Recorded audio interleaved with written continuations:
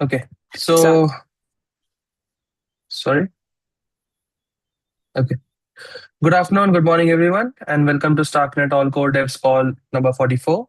And before we begin, quick housekeeping items, which is like we'll be recording this session for those who could not join us live today. And please keep yourself muted when you are not speaking to minimize the background noise. I also want to remind everyone that we are at 12 p.m. UTC time slot, which will remain in effect through the end of March. We have five main agenda items to cover today. I would like to keep us on schedule to respect everyone's time. So we are back on our regular 30-minute format today. So let's get started. Our first agenda item is a quick update on network stability from Ethan. So in our last call, we discussed the reorg incident, and I have seen the incident report has been published on Starknet.io website. So just a quick check of how has the network stability been since then, and are there any other incidents that we should know about? no other incidents since, thankfully, no other incidents since the one that we published a postmortem on. So in regards to that and stability, things have looked great. Um, there's not too much to update due to that. I guess no update's a good update. Um, in terms of roadmap and things that we're working on, so as stated in previous calls, decentralized validation is taking a big jump this year. We're currently talking to different stakers and understanding what their expectations are in terms of running a sequencer node as a part of Starknet. This means taking into consideration new aspects such as observability and alert systems and so on and so forth. Things that when you're a centralized system, you don't really take too much into account because you're running it all yourself. But suddenly, when you're building a system that you expect someone else to also run, uh, you want to be sure that they have the right tools to be able to um, observe their node locally. So that's one of the things that we're working on now. Another thing is different key management solutions that uh, are available today and seeing if any of them are relevant for our use case um, or going in other directions in terms of key management systems. So those are also new considerations that we're starting to look at. Other things such as sync time. Now that we're not doing it, now that we're progressing towards decentralized validation, how long it will take uh, for users, for operators to sync with the network, be it initial syncs or upgrading syncs, um, and so on and so forth. The list goes on, but those are the main things that we're looking at right now to see how we can provide answers to those expectations. That's in terms of the decentralized validation project. A more near step, a near term goal is everything to do with the new RPC that we're working on and the crates that have just been published today that are compatible with these RPC versions. So I shared earlier in the full node channel these crates, the BlockFire crate, Starknet API.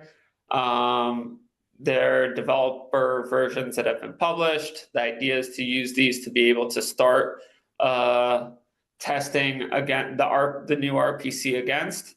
The idea is not to use these crates nor the RPC RC version to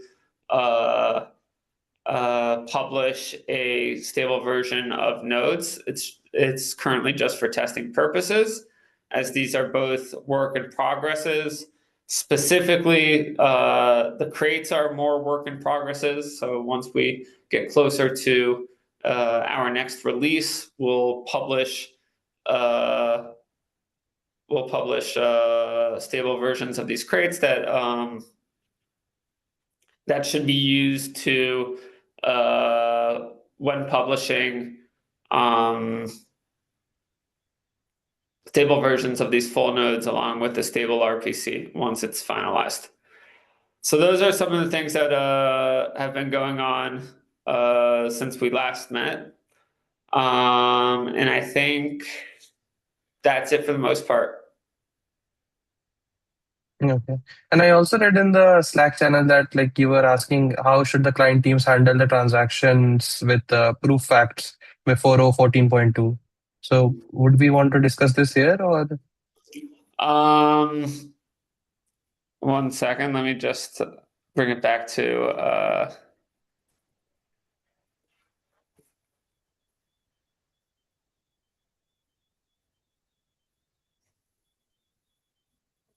So basically, like there was a mention that JSON RPC 01.0.1 would be releasing before 014.2 compatibility. Yeah, so So this is a classic case of where the actual release of the clients is are compatible with a future version of the network that still has yet to be upgraded. Just bringing to everyone's attention that again that will be the case. And that's just usually that's yeah. There's no way around it when you're upgrading the network after you've created compatible nodes with the new version.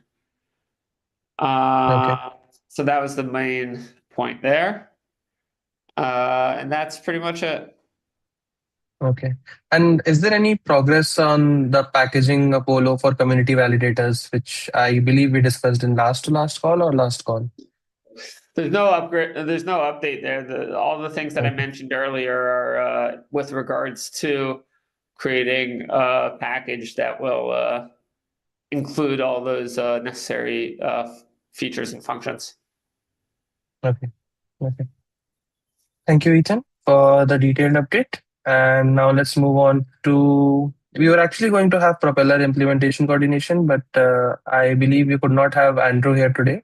Otherwise, he would have taken this part. Do you think, Ethan, you can answer some questions here, or like should we skip this part? I think that Andrew would be more qualified to give Okay.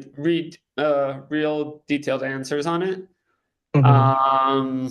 And we can, if there's demand, we can ask for him to come back onto the call in 2 weeks to Okay. answer some of Okay. this. Okay. Perfect. So we'll move on to the client teams, and we'll hear from each of them about the progress since the last call, which happened 2 weeks ago. So I would like to ask each team to keep their updates approximately like 5 minutes, so we can hear from everyone. So we'll start with Christian. In our last call, Pathfinder had just released O2 1.5 with HTTP 2 and reorg fixes. So, how has that release been performing, and what's your progress on the consensus implementation? Okay, so that release seems to be working just fine. So we haven't received any reports of malfunction or sync stalls ever since then. So that is still our latest release. As regarding developments, we've been working on implementing JSON RPC 0.10.1. So with today's blockifier crate release, we'll probably just cut a pre-release of Pathfinder that has support for client-side proofs just for testing. So this won't be a fully fledged new release, but a pre-release that we don't recommend for general consumption or people to run as full nodes. We will also mention this clearly in the release notes, and it will clearly be versioned as a pre-release. Database migration will be required though, so anyone who's running this pre-release version won't be able to just revert back to earlier Pathfinder releases without having a database backup. So that's a caveat. We'll also mention that in the release notes. We are still working on the consensus implementation. So right now we are improving our validation mode by switching to using concurrent execution for the transaction batches that we receive. And we are also trying to figure out propeller implementation details from Starkware's code. That's it for Pathfinder. Okay. And also, Christian, like, did you had a chance to review the Propeller architecture and presentation which Andrew presented? And do you have any feedback or any questions regarding the same? Well, not yet. So Okay. we are still working on both trying to understand the code Starkware already has and understanding the concept and how it how it is different and similar to something like Solana's Turbine. Okay. Okay. Thank you, Christian. So now let's hear from Rodrigo, Juno team. So Rodrigo, in the last call, you mentioned that Juno was targeting for a 40% database size reduction with release by end of January. So we are almost at the end of January. So how is that coming along right now? So all things seems to be going good. We already made a release earlier this week, which was mainly preparing our users to release later with that release, which basically is updating the DB. It's actually doing some migrations, fixing a few bugs we detected from December till now, and now probably is gonna be later today or earlier tomorrow. We plan to make this release. It will initially come as opt-in, so it needs to be mandatory to everyone because it is meant to be part of 0.15.18, so it's not a breaking change. So if you want to update it, you want to update it. It's specifically targeted validators, so they can update at their own pace. It mostly will take because it comes with a heavy migration, right? And it comes with also updating the compression of the DB, and probably is gonna, I think our current mainnet nodes are around so without the update they're around 700 something gigabytes. With the update they go down to 360. So basically it's very good for us, and we think that everyone who has like in a database thing they can take it. And also we check performance. It's important for us. By fine-tuning this, we also get more performance from Juno. We get faster syncing times, and we're also getting faster RPC response times. All this between the minimum requirements from Juno. And then for the people who have more hardware, more CPU, more RAM, we are also exposing these parameters.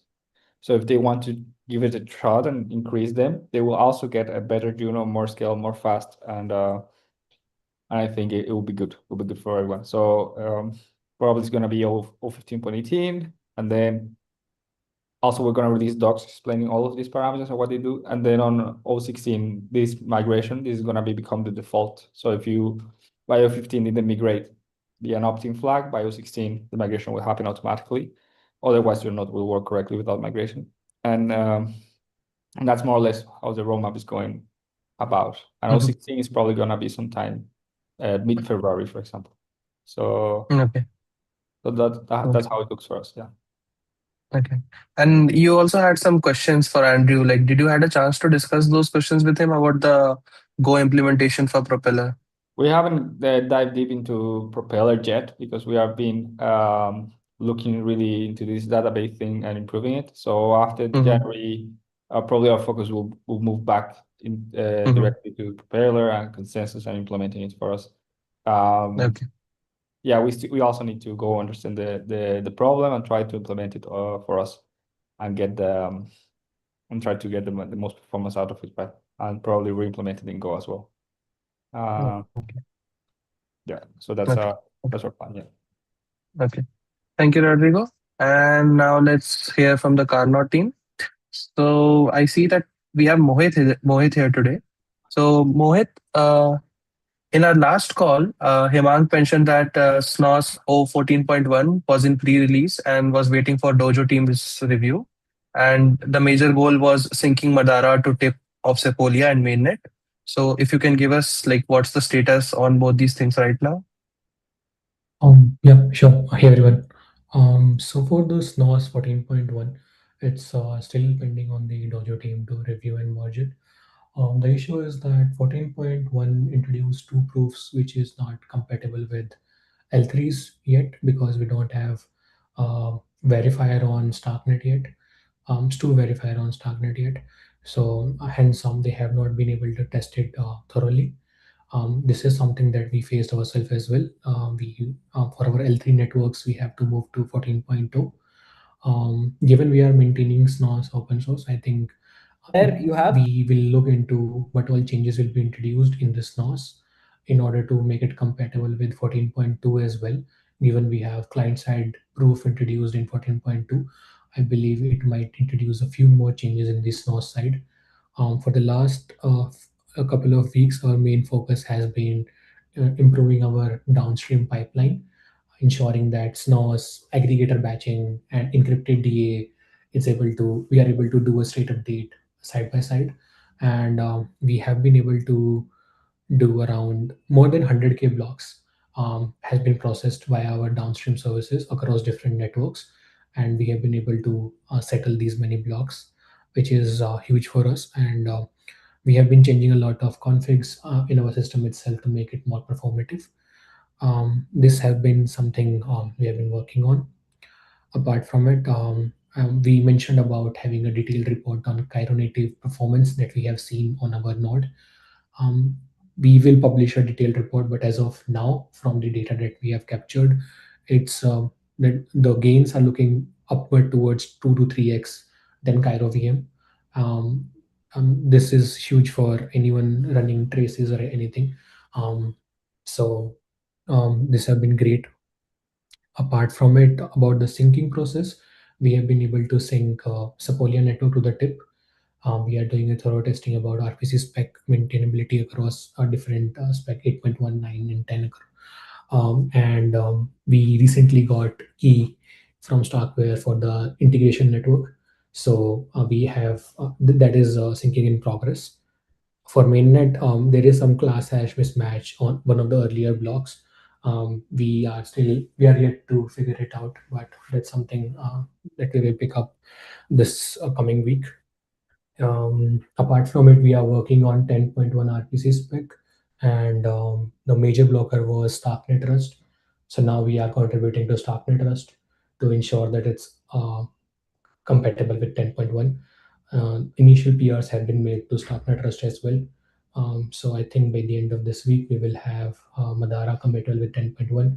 I would like to thank Pathfinder team to provide us with the RPC URL for the Sepolia network full node. Now we are able to test our full nodes and check verifying that across nodes we are having the same results and there is no anomaly in Madara's result. So thanks to Pathfinder team for that. Um, Apart from it, one of the major focus for upcoming weeks would be about making merkleization faster for Madara. That's the only bottleneck that we have while we are sequencing or while we are doing full node syncing. From the data that we have captured, around 60 to 80% of the time goes to updating the tries in our case. So we have been trying a couple of ways around it. So that would be a major research focus for us for the coming week as well. And yep, that's pretty much it from our side. Mhm. Okay. Thank you, Mohit. Okay, and moving on to the next point on our agenda, which is consensus implementation updates. But we don't have Jasmina here. I'll be making an announcement maybe in the next call because there are some things that we need to talk with Malachite team since they have not been coming to the calls. So we'll be skipping this part again. So we can move to the last section, which is any other business. So does anyone have any other topics that they would like to discuss or any questions for the group?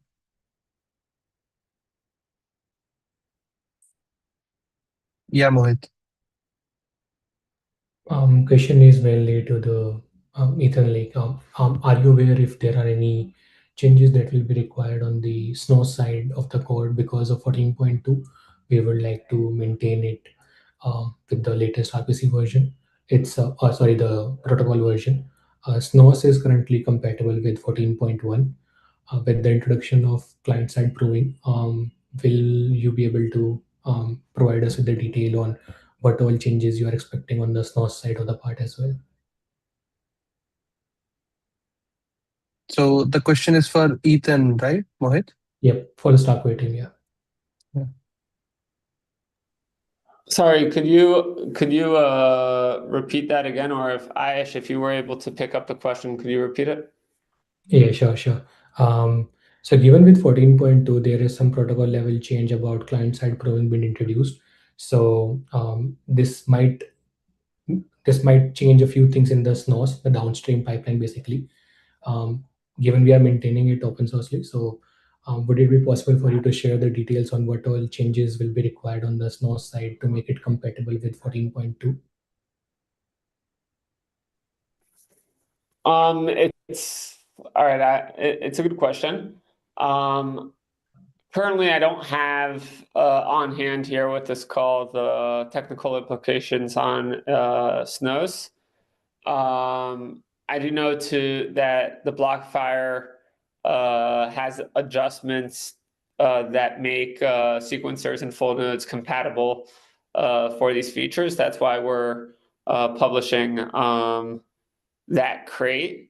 With that being said, I'm not sure if there's other Snows related stuff that needs to be shared, but I will follow up and I'll get back to you on that. Okay. Thank you, Ethan. And all right, if there is nothing more to add, let us close the call. So thank you everyone for joining the call 44 and for all the updates that you have shared today. A few reminders before we close. Our next call is scheduled for Feb 12, 2026 at the same time. That's 2 weeks from today. And as always, the recording of today's call will be published on the YouTube and the meeting notes will be shared on GitHub. So thank you all for your time and contribution. Have a great rest of your day, and we'll see you in 2 weeks again. Bye, guys. Thank you. Thank you.